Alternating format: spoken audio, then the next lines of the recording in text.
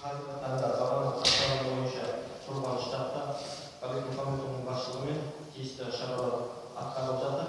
Қазіргі таңда барлық сауда орындарымен, сонымен қатар көтерме сауда жеткізушілермен, әлеуметтік маңызды тауарлар таситын көтерме сауда жеткізушілермен нақты жұмыстар жүргізіліп жатыр. Тиісті жұмыстардың барысында қазіргі таңда біздің облысымызда қант бағасы өсті. Соған сәйкес Адал Аспан, Ерай, Диас Кезек жауапкершілігі шектеулі серіктестіктеріне қатысты тиісті тергеу амалдары басталып кетті. Қорытындысы бойынша хабарланатын болады. Сонымен қатар тұрмыстық техникалардың бағалары өсулері бойынша бізбен қазіргі таңда барлық басты офистері басқа қалада болғандықтан біздің Астана қаласындағы, Алматы қаласындағы, Ақтөбе қаласындағы әріптестерімізге тиісті сұрақ хаттар жіберіп, олардың тарапынан тиісті жұмыстар атқарылып отыр. Қосымша ақпаратты бізге хабарлайды. Қорытындысы бойынша хабарлама жасаймыз.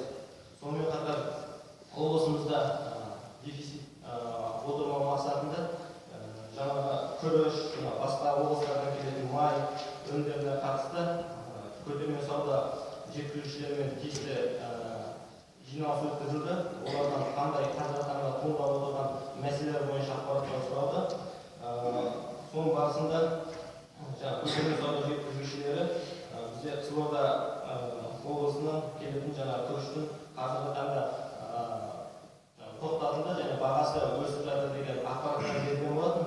Біздің тарапымыздан сол Қызылорда қаласындағы Майнер жауапкершілігі шектеулі серіктестері, Абзал жауапкершілігі шектеулі серіктестеріне тиісті Қызылорда облысындағы әріптестермен бірлесе отырып сұрау хаттар жіберілді.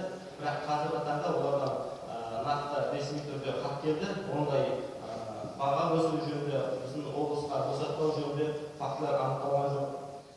Сонымен қатар біздің облысымызға осы Шығыс Қазақстаннан келетін Ауыл май деген май тасымалдаушы акционерлік қоғамның көтерме сауда жеткізушілері олардың тарапынан да баға өсіп жатыр. Олардың тарапынан бағаның тауарды босатпау фактілері орын алып деп хабарлама берген болатын. Біздің әріптестермен қосыла отырып жүргізген жұмыстың арқасында қазір ондай фактілер анықталған жоқ. Тиісті ресми түрде хаттары бар. Сондықтан барлық көтерме сауда жеткізушілеріне біздің тарапымыздан хат жіберілді. Қазіргі таңда ешқандай кедергілер жоқ. Бұндай жалған ақпарат айтқан үшін қазір тиісті біздің монополияға қарсы заңнаманың бұзу фактілері бар тиісті жұмыстар атқарылып жатыр. Сонымен қатар жұма күні Жезқазған, Балқаш, Бердешті қалаларының әкімшілігінен Еуразия Фудс компаниясына қатысты баға өсу фактілері байқалады деген ақпарат келіп түскен. Қазіргі таңда осы қалалардың әкімшіліктерімен бірлесе отырып тиісті жұмыстар атқарып жатырмыз. Тиісті бақылауларды, шөт фактураларын алып, Еуразия Фудс компаниясының ауызша жауап берген ақпараты бойынша ондай баға өсу фактілері жоқ. Бірақ бізде қазіргі таңда қолымызда ақпараттар бар, олардың сатқан жөнінде. Тиісті монополия қарсы заңнаманың бұзу фактілері бойынша тиісті тергеу амалдары жүргізілетін болады. Сонымен қатар қазіргі таңда бір ұсыныс ретінде айта кететін мәселе, өткен апталарда шай бағасының өсуі бойынша, күріш бағасының өсуі бойынша, май бағасының өсуі бойынша статистика тарапынан ақпараттар берілген болатын. Біздің тарапымыздан сауда орындарымен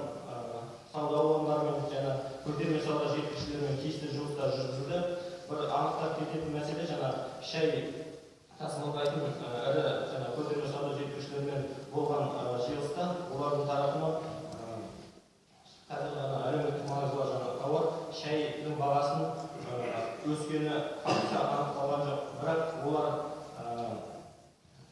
біздің тарапынан оларда шайдың әртүрлі түрлері бар. Сондықтан қазір халықтың көп тұтынатын шайы ол бағасы өсе қойған жоқ. Бірақ шайдың бағасы оларда 500-ден бастап 2000-3 мыңға дейін кете береді. Сондықтан бір статистикадар әріптесіне айтатын бір нақты қай шайдың қай түрі өсті, қай супермаркетте анықтап бізге тиісті хабарлама берсе, біздің тарапымыздан оперативті түрде шешім қабылдауға болушы еді. Өйткені супермаркеттердің ақпараты бойынша қазір